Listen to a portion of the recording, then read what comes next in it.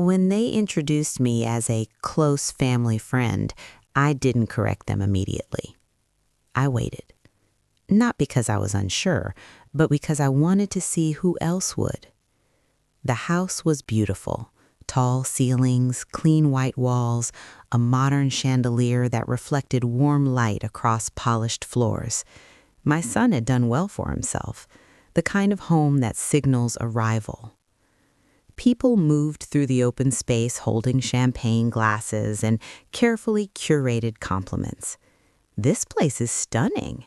You two did an incredible job. It's perfect for entertaining." I stood near the kitchen island, listening, observing, measuring the room. My son was across the living area, laughing with a group of colleagues. His wife stood beside him, hosting with practiced ease. She wore confidence the way some women wear silk, smooth, intentional. I arrived early. I always do. I brought a gift, not extravagant, thoughtful, something meaningful for a first home, something with weight. I placed it quietly on the entry table when I came in. No announcement, no display, just presence. An hour into the evening, one of her friends approached me. Polite smile, curious eyes. "And how do you know them?" she asked warmly. Before I could answer, my daughter-in-law stepped in. "Oh," she said lightly, touching the woman's arm. "She's a family friend. She's known him for years." Family friend. The words landed softly, too softly for anyone else to notice the shift, but I did. And so did he. He wasn't facing us directly, but I saw his shoulders stiffen from across the room. I said nothing. I allowed the moment to breathe. The woman nodded. "How lovely," she said. "It's wonderful when friends become like family." "Yes, it is." I held my glass steady. My daughter-in-law smiled at me, the kind of smile that looks generous but calculates reaction. I returned it, calm, measured. I did not interrupt the music. I did not raise my voice. I did not lean into the discomfort, because public correction requires timing, not emotion. The conversation moved on. More guests arrived, more introductions were made, and twice more I heard it. "This is a close family friend." Each time delivered smoothly, each time leaving out a single word: mother. Across the room, my son's laughter grew thinner, less anchored. He glanced toward me more often now, quick assessments, quick recalculations. He had heard it. Of course he had. He knew the rhythm of introductions. He knew what was missing, but he did not interrupt her. Not yet. And that told me something important. He was deciding whether it mattered. That is what this was about. Not a title, not a label, but whether omission would be allowed to become structured. The housewarming party was meant to celebrate beginnings, new walls, new mortgage, new chapter. But sometimes beginnings quietly test foundations. I watched guests move through the space, admire the kitchen, and compliment the open concept layout. I listened to her describe our journey building this home. Our journey. Interesting phrase.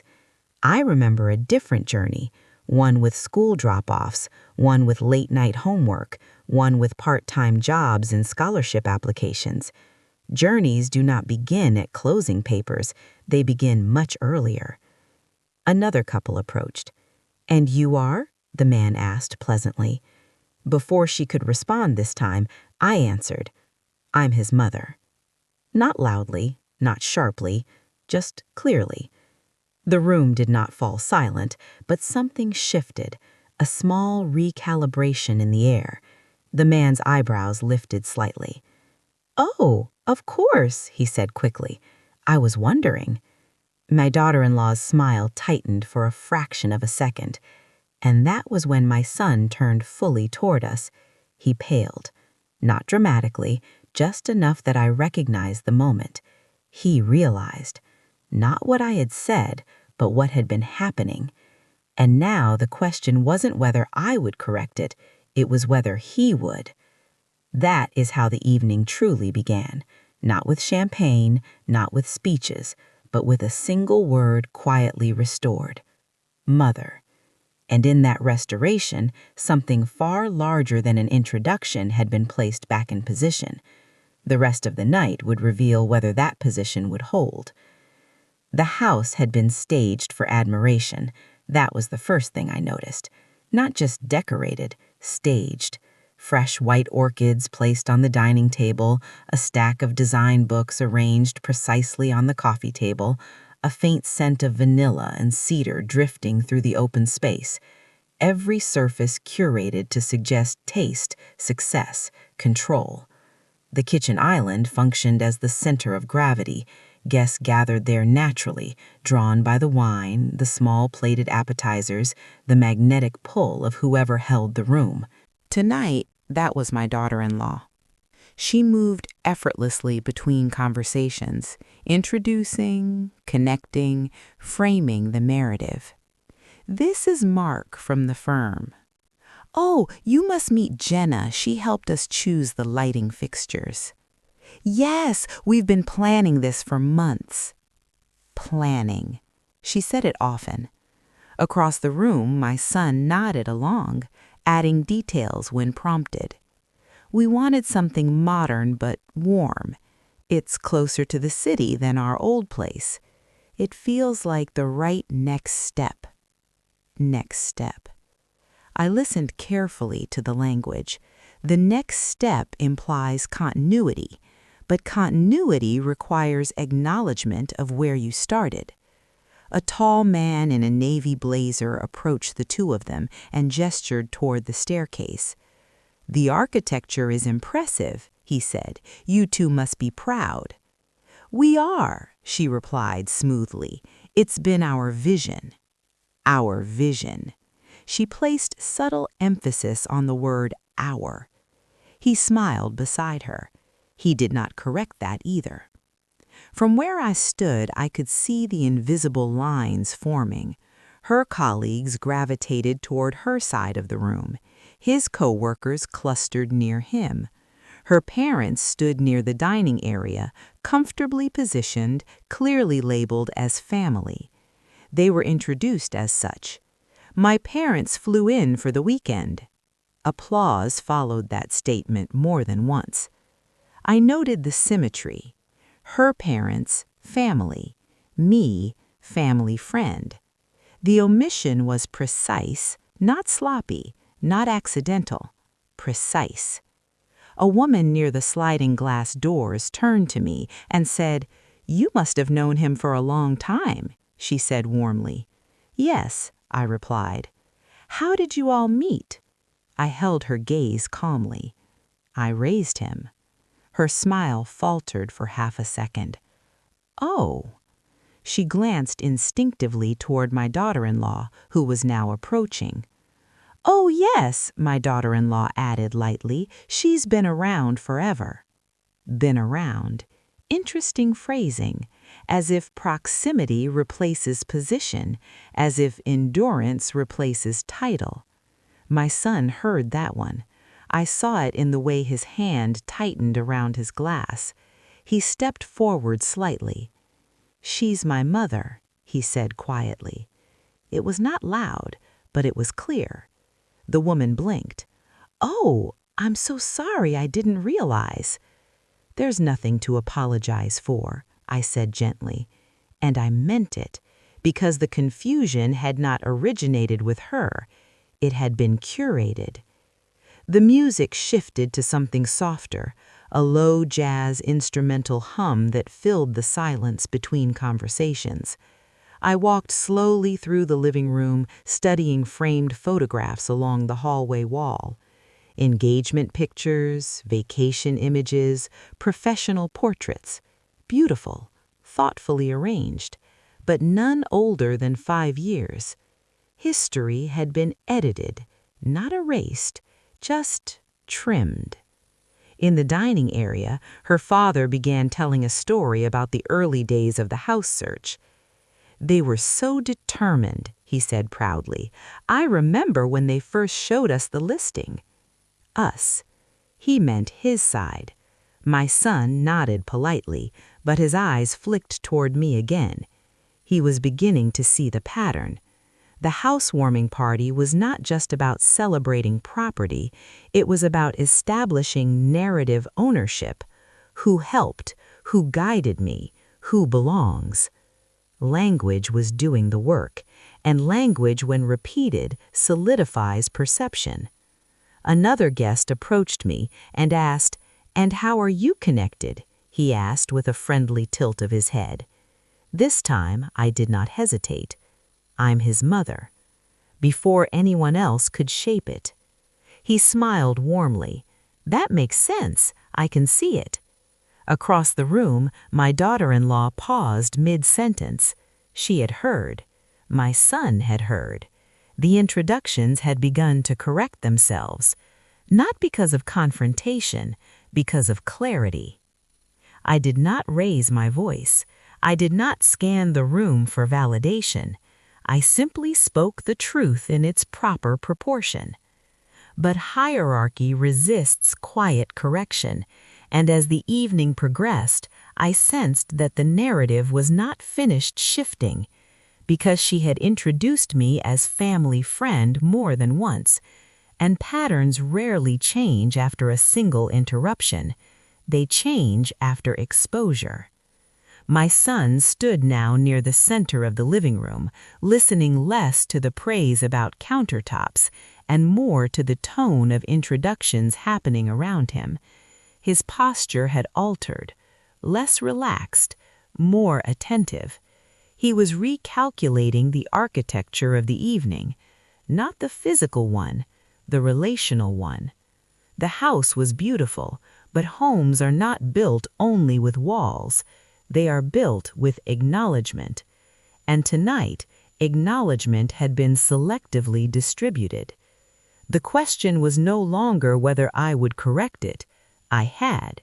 The question was now whether he would allow the pattern to continue. Because a single clarification restores a word, but repeated silence restores the omission. And the night was still young.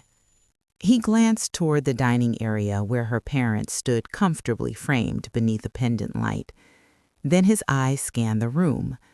They found me near the hallway. He opened his mouth. Before he could answer, my daughter-in-law stepped forward lightly. "His mother couldn't make it tonight," she said smoothly. The air shifted, not dramatically, but precisely. I felt it the way you feel a draft in a closed room. Small, but undeniable. The colleague looked puzzled. "Oh, I'm sorry to hear that." My son went pale. Not because of embarrassment, because he understood. That was not an oversight. That was a narrative decision. He looked directly at me. Our eyes locked. I did not move. I did not frown. I did not intervene. I simply allowed him to process the moment fully. He turned back toward the colleague. "My mother is here," he said evenly.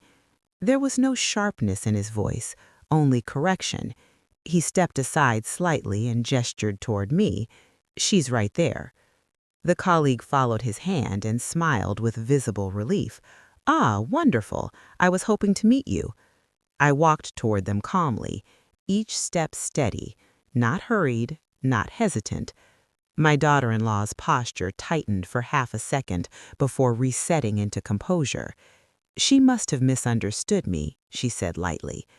"Perhaps, but misunderstandings do not repeat themselves in identical language." The colleague extended his hand warmly. "It's a pleasure," he said. "You must be very proud." "I am," I replied simply. Across the room, conversation had not stopped, but awareness had spread. People listen differently when corrections occur publicly, not loudly, but clearly. My son remained beside me longer than necessary. His hand rested lightly at his side, fingers curled slightly inward, a grounding gesture. He was recalibrating. He was realizing that omission, when repeated, becomes structure, and structure, when unchallenged, becomes truth. A woman near the staircase leaned toward another guest and whispered something while glancing in my direction. Curiosity travels quickly. Titles matter, not because they inflate ego, but because they anchor identity. To remove one is to reposition someone in relation to the room. I returned to a neutral spot near the window. The city lights beyond the glass reflected softly against the interior warmth. Inside, the music changed tempo slightly, a brighter rhythm now. The party was accelerating, but beneath the surface, something had slowed. My son approached the bar area and poured himself another drink, not urgently, measured. He took a slow sip, eyes scanning the space.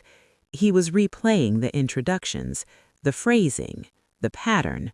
Family friend, been around forever, couldn't make it tonight. Each one slight enough to defend. Together, unmistakable. He walked back toward me. "Did she say that earlier too?" he asked quietly. "Yes." "How many times?" "Enough." He inhaled slowly through his nose. "I didn't catch the first one." "I know." His jaw tightened briefly. Then it relaxed. "I won't miss it again," he said. I did not respond immediately, because correction must come from conviction, not reaction. "I don't need you to defend me," I said calmly. "I know, but I won't let anyone redefine you." That sentence carried weight, not because it was dramatic, because it was deliberate. Across the room, my daughter-in-law laughed at something a guest had said. Her composure remained intact, but she had heard the correction. Twice now, and public corrections change the atmosphere, not loudly, but permanently. The subtle reduction had reached its limit.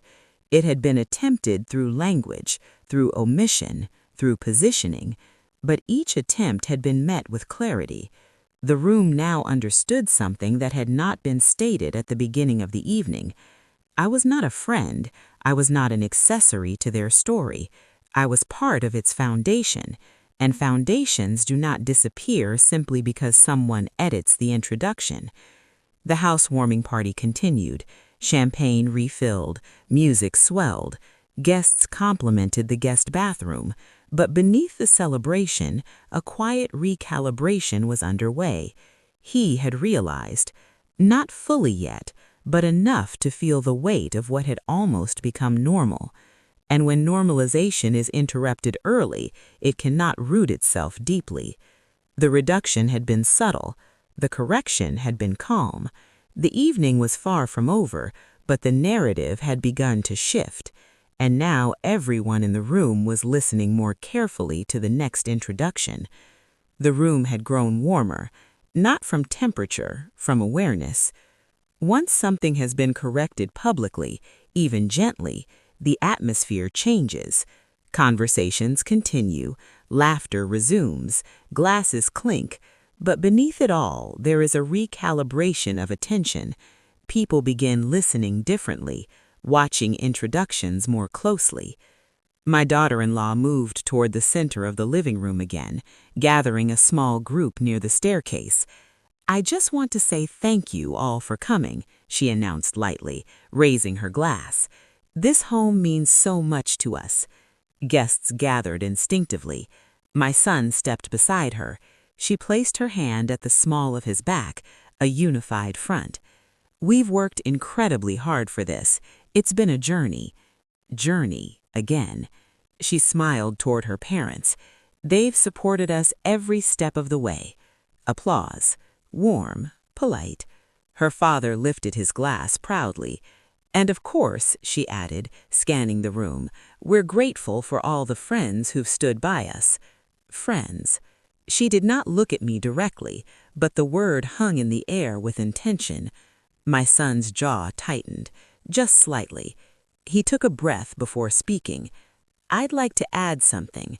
His voice was not loud, but it carried. The room quieted instinctively. He stepped forward half a pace. "This house," he began, "represents a new chapter for us." He paused, then continued. "But every chapter begins with a foundation." The shift was immediate, subtle but immediate.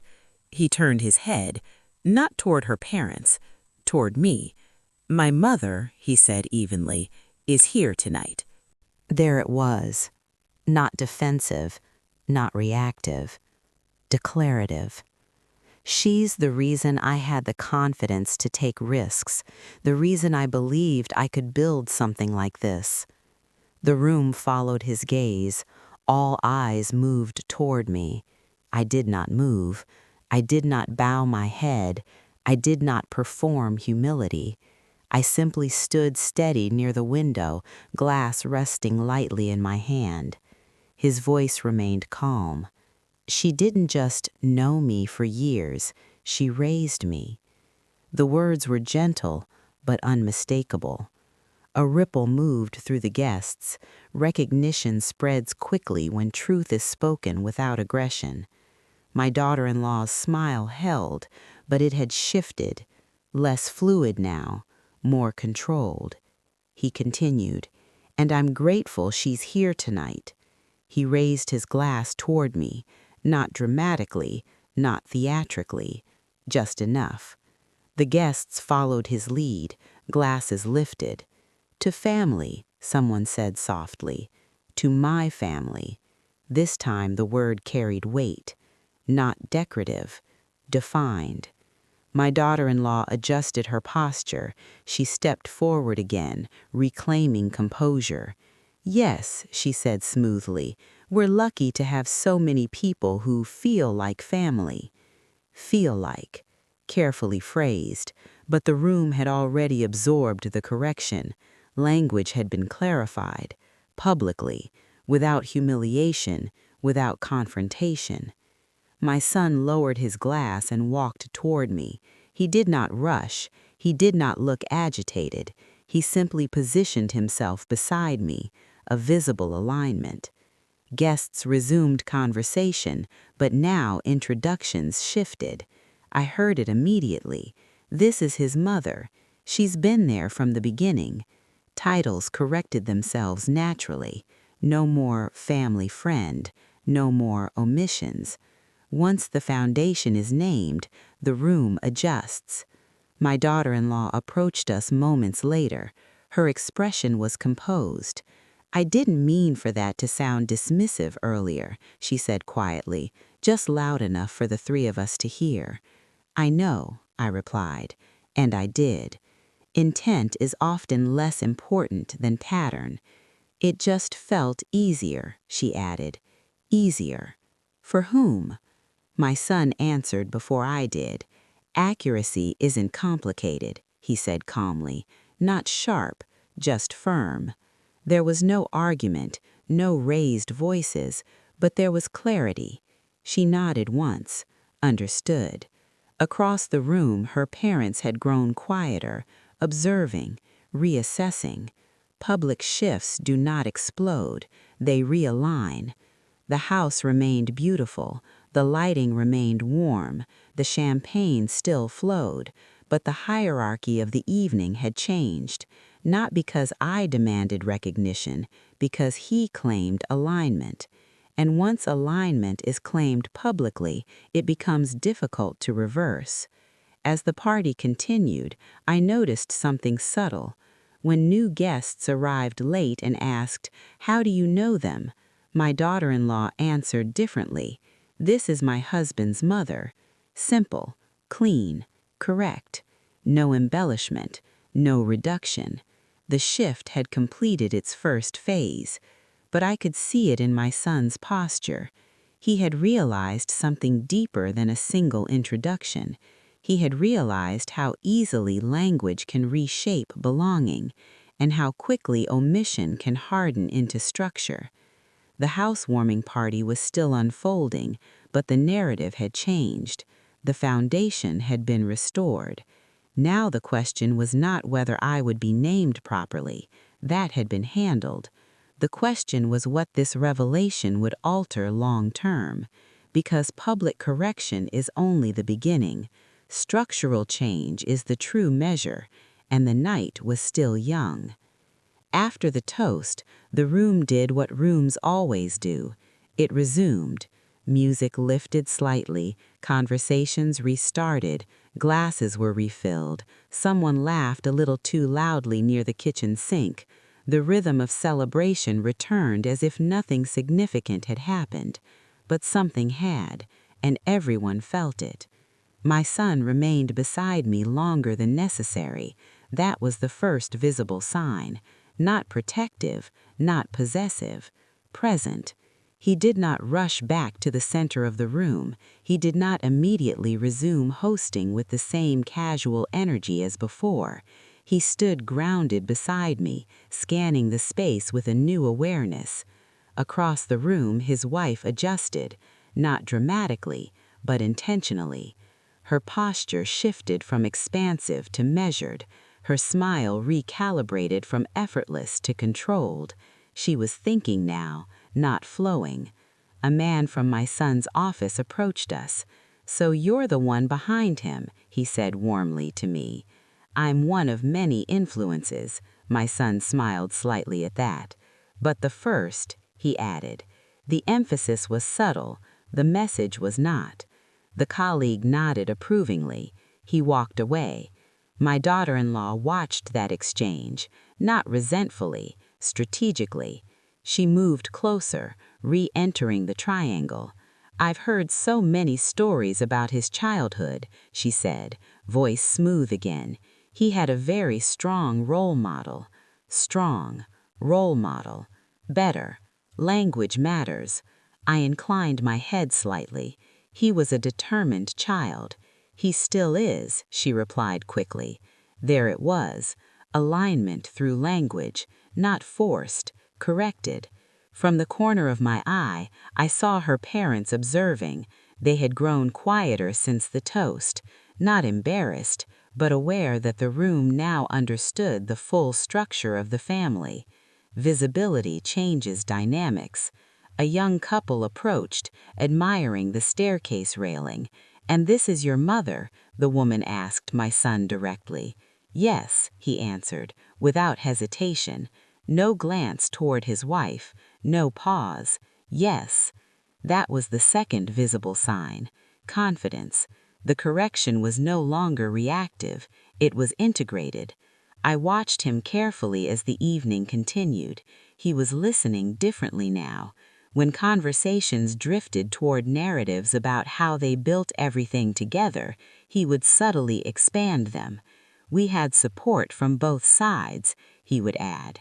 "My mom always encouraged me to take risks, not excessive, Not performative, just balanced.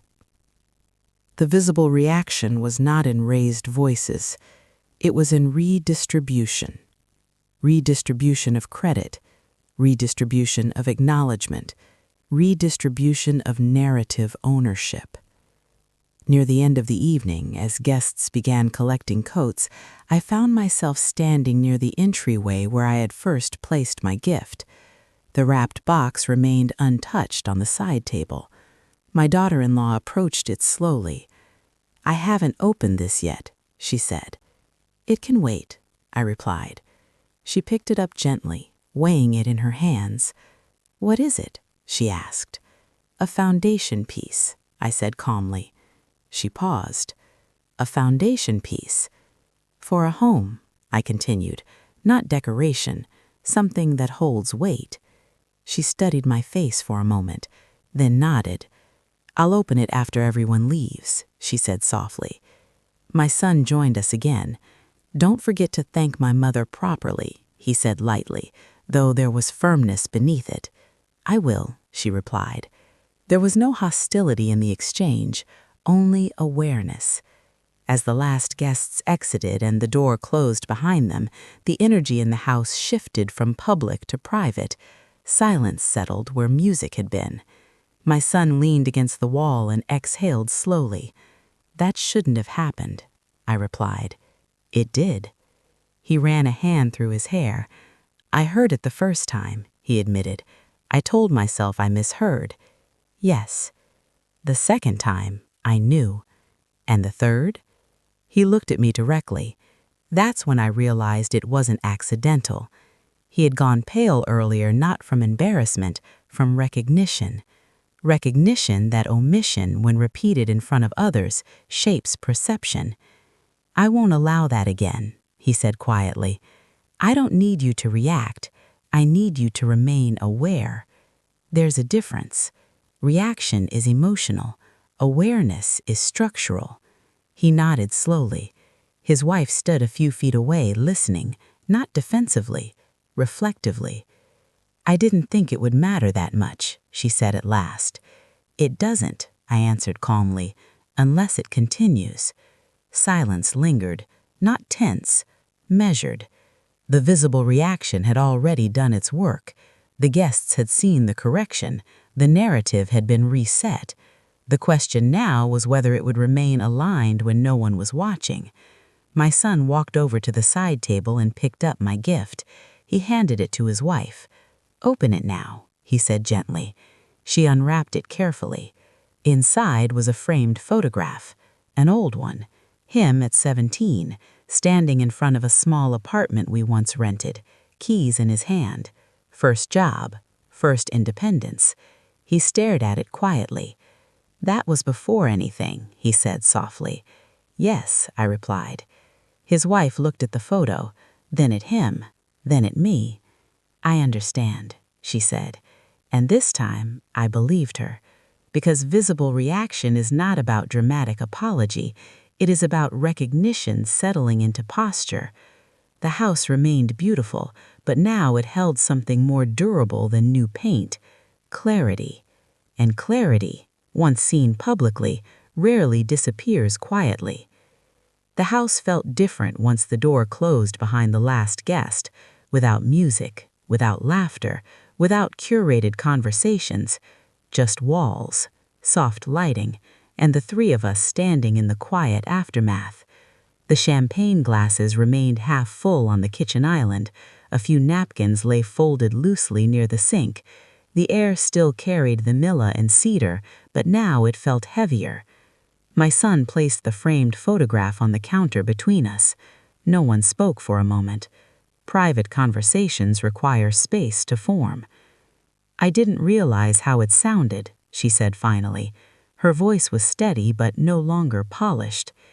"It sounded intentional," my son replied. "Not accusatory, accurate." She exhaled slowly. "I was introducing you to people from work," she said, looking at him. "I didn't want it to turn into layers." "Layers?" I asked calmly. "History, dynamics, questions." She chose her words carefully. "I wanted tonight to feel simple." Simple. The word hovered in the air. "I see," I said. "Because I did. Titles complicate perception. Mother carries weight, authority, influence, history. Family friends are lighter, easier to manage, less powerful in a room full of new colleagues." "I wasn't trying to erase anything," she continued. "I just streamlined it." Streamlined. My son's jaw tightened slightly. "You streamlined my mother," he said quietly. The sentence was not loud, but it landed. She looked at him, then at me. "I didn't think you would notice," she admitted. There it was, the real center of it. Not malice, assumption. Assumption that reduction would go unseen. "I always notice," I said gently, not as a warning, as truth. Silence again. My son moved to the kitchen sink and rinsed a glass slowly, the sound of water filling the space between us. "I should have corrected it the first time," he said. "Yes," I replied. No softness, no edge, just agreement. He continued. "I heard it. I told myself it didn't matter." "And then?" I asked. "And then I realized it did." He turned off the faucet and faced us fully. "I don't want my life compartmentalized like that," he said. "Work over here, history over there, family edited for convenience." His wife absorbed that quietly. "I wasn't trying to separate you," she said. "You were," he answered. "Not cruel, clear." She looked down at the photograph again. 17, keys in hand, before this house, before the firm, before the curated introductions. I didn't grow up with that kind of closeness, she said softly. I know, he replied. In my family, everything was formal, structured. And when we host, I default to that structure. That makes sense. Formality often flattens intimacy, but flattening removes depth. I stepped closer to the island. You don't need to reduce someone to manage a room, I said calmly. Rooms adjust. She met my eyes directly now. No calculation, no smoothing smile, just honesty. I see that, she said. My son leaned against the counter. This isn't about embarrassment. It's about foundation. Foundation. He understood the metaphor now. You're my mother, he continued. That's not a complicated introduction. No, she agreed. The air shifted again. Lighter. Not because conflict had escalated, because it had been examined. Private confrontation does not require raised voices. It requires clarity without performance. She reached for the framed photograph once more. We'll put this somewhere visible, she said. Not for display, for memory. She nodded slowly. I don't want to build something that erases what built it, she said quietly. My son watched her carefully. This time he was not pale, he was steady. You won't, he said, because now you see it.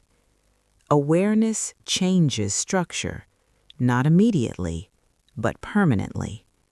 The house no longer felt like a stage, it felt lived in, honest. We gathered the remaining glasses and plates together, not ceremonially, just practically. As we moved through the space, the tension of the evening dissolved into something quieter, more durable. At the door, before I left, my son touched my shoulder lightly. I'm sorry it happened, he said. I'm not, I replied. He looked surprised. It needed to, I continued, so you could see it. He held my gaze, and this time there was no hesitation in his posture, only understanding. The party had been a celebration of walls and ceilings, but the real structure had been tested afterward, and in the quiet of the house, without applause or guests, something more important than introductions had been restored. Alignment. Not announced, established. The next gathering would not require correction because awareness had settled into place, and once awareness takes root, it rarely needs to be spoken twice. The next invitation came 3 weeks later, a small dinner, nothing formal, just a handful of close friends and one couple from his firm. When my son called to tell me about it, his tone was deliberate. I want you there, he said. Not early, not after. There. I assumed, I replied, but I heard the intention behind it. This time there would be no ambiguity. When I arrived that evening, the house felt different. Not because the furniture had changed, not because the lighting was softer, because the energy was not curated, it was grounded. The dining table had been extended, 6 seats, even spacing, no head of the table. My place card rested clearly beside my son's, printed simply, Mom. Not Elaine, not guest, not friends. Mom. I noticed it immediately. I did not comment. I simply took my seat. When guests arrived, the introductions unfolded naturally. This is my mother, my son said before anyone asked. No hesitation, no scanning the room, no checking for approval.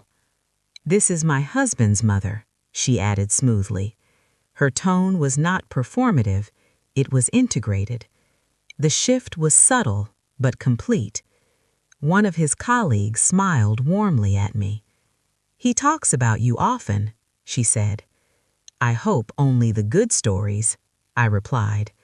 My daughter-in-law laughed lightly. Mostly about discipline and early mornings, she said. It was a joke, but it carried respect. The evening unfolded without friction. Conversations flowed easily between professional ambitions and personal memories. There was no compartmentalizing now, no trimming of history. At one point, one of the guests asked about the framed photograph in the hallway. The one with the keys, she said. That's a great story. My son stood up from his seat and retrieved it from the shelf. That was my first apartment. My mom helped me move in. He didn't rush the explanation. He let it sit. Foundation acknowledged. Credit redistributed without force. Later, as dinner plates were cleared, my daughter-in-law poured wine into my glass before her own. A small gesture, but telling. Respect rarely announces itself loudly. It reveals itself in order, in sequence, in posture. After dessert, one of the guests leaned toward me. You must be proud of the way they've built this life, she said. I am, I replied. They've built it thoughtfully. My daughter-in-law met my eyes across the table. There was no defensiveness there now, only recognition. The recalibration had settled. It was no longer about correcting a mistake. It was about maintaining proportion. As the evening wound down, my son walked me to the door again, not out of obligation, out of alignment. I didn't realize how easily language shapes perception, he said quietly. It always has, I replied. He nodded. I won't forget that. You won't, I said. Inside, his wife began stacking plates gently. No tension, no calculation, just movement. The power dynamic had shifted, not in dominance, in clarity. She no longer attempted to streamline introductions. He no longer allowed silence to carry ambiguity, and I no longer needed to listen for omission because it had been addressed. Public correction sparked awareness. Private confrontation created understanding. Now repetition was creating structure. That is how power recalibrates, not through spectacle, through consistency. The next time we gathered with extended family for a holiday brunch, the introductions required no adjustment. This is my mother, he said easily. And we're lucky to have her, she added. Luck, not an obligation. The house no longer felt like a stage. It felt anchored, foundation visible, history intact, hierarchy balanced. Recalibration does not make noise, it changes posture. And once posture changes, the room responds accordingly. The narrative had been restored, not because I insisted, because he recognized. And recognition, when sustained, becomes alignment. The housewarming party had revealed the imbalance, but what followed revealed something more important. Correction can mature into structure, and structure, once aligned, holds its shape. The next chapter would not begin with omission, it would begin with clarity. Time has a way of revealing whether a correction was temporary or structural. In the weeks after that second dinner, nothing dramatic happened. No speeches, no formal acknowledgments, no rehearsed affirmations, just repetition. And repetition is where alignment proves itself. When holiday invitations were sent, my name appeared clearly on the envelope, not handwritten as an afterthought, printed, intentional. When they hosted a small gathering for colleagues again, my son mentioned it to me in advance. Some people from work will be there. I want them to know you. not hidden in the periphery, not folded into friends, named. At that gathering, I watched carefully, not suspiciously, observationally, because awareness remains even after correction. A new associate approached and extended his hand. "You must be his mother," he said warmly. "Yes," I replied. "He speaks about you often." That was new. Language had shifted behind closed doors as well. My daughter-in-law joined us and nodded easily. "He does," she said. "She's the reason he doesn't give up on things." There was no tension in her tone, no careful calculation, just a statement. And statements, when consistent, reshape rooms permanently. Over time, I noticed something else. When stories were told about the early days of the firm, my son would naturally reference both families. Her parents helped us navigate the legal side. My mom helped me believe I could take the leap. Balanced, not competitive, not defensive. Balanced. At a larger corporate gala months later, the introduction was formal. "And this is my mother," he said, voice steady. There was no pause, no scanning, no recalculation. It was automatic now. My daughter-in-law stood beside him and added, "We're glad she could come." We. Inclusion had matured. It was no longer about correcting a mislabel. It was about integration. Even her parents had shifted subtly. Her mother began asking me about my work history during one dinner, genuinely interested. Her father referenced both sides of the family when speaking about future plans. No one revisited the housewarming party. It didn't need to be dissected. Its lesson had already taken root. Long-term change rarely announces itself. It becomes visible in absence. The absence of hesitation, the absence of omission, the absence of streamlined narratives. Months later, when they purchased artwork for the living room, they invited me to weigh in, not for approval, for perspective. That is a deeper shift than title correction.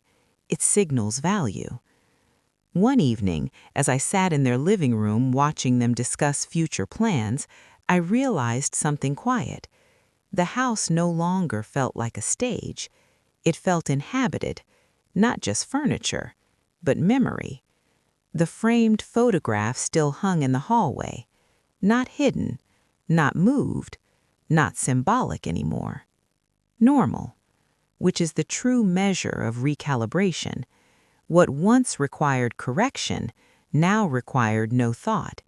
It had settled into posture, into language, into introduction, into identity.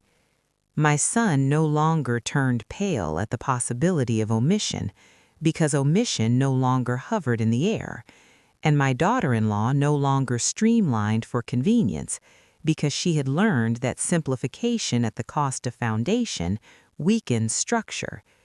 The housewarming party had tested something essential, not pride, not ego, alignment. And alignment, once corrected early, prevents fracture later. The long-term dynamic had shifted from management to integration, from presentation to authenticity, from careful phrasing to clarity. That is how structure evolves, quietly, sustainably, without spectacle. And once a family learns to hold proportion properly, it rarely needs to be reminded again. There is something revealing about introductions.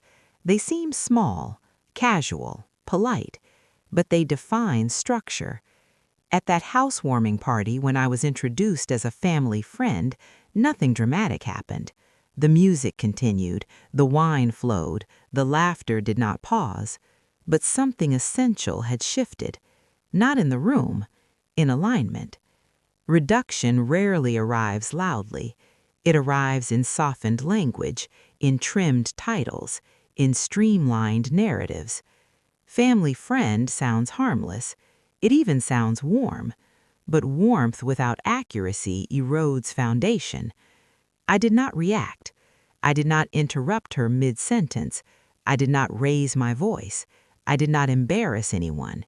Because correction without composure becomes a spectacle, and spectacle weakens authority. Instead, I waited. I watched. And when the moment presented itself, I restored a single word. Mother. Not forcefully, not defensively, just clearly. That was enough. What followed was not an argument. It was a realization. He went pale not because I corrected it, but because he understood what had been happening. He realized how easily omission becomes structure, how quickly repetition becomes narrative, how silence becomes agreement. And once he saw it, he could not unsee it. Public correction shifted posture. Private confrontation built understanding. Repetition created structure. That is how alignment is restored, not through conflict, through clarity. There will always be rooms where titles are softened, where introductions are simplified, where history is trimmed for convenience. In those rooms, you have three choices. You can protest loudly and fracture the air. You can accept quietly and shrink. Or you can stand steady and allow awareness to rise in the one that matters most. I chose steadiness because true authority does not chase validation. It holds its position long enough for others to recognize it. The house remains beautiful. The walls still reflect warm light. The framed photograph still hangs in the hallway. But the real structure that was built that night was not drywall. It was proportionate. I am not a family friend. I am his mother. And the difference between those two titles is not pride. It is the foundation. If you ever find yourself gently reduced in a room where you once built the structure, do not rush to defend yourself. Hold your posture. Speak when necessary. Trust that those who understand your value will feel the imbalance, because when they do, and when they correct it on their own, the alignment becomes permanent. He realized, not too late for correction, but late enough to understand the weight of silence. And once silence is understood, it is rarely chosen again. That is how families rebalance, not through drama, through awareness. And awareness, when paired with composure, holds its shape, always.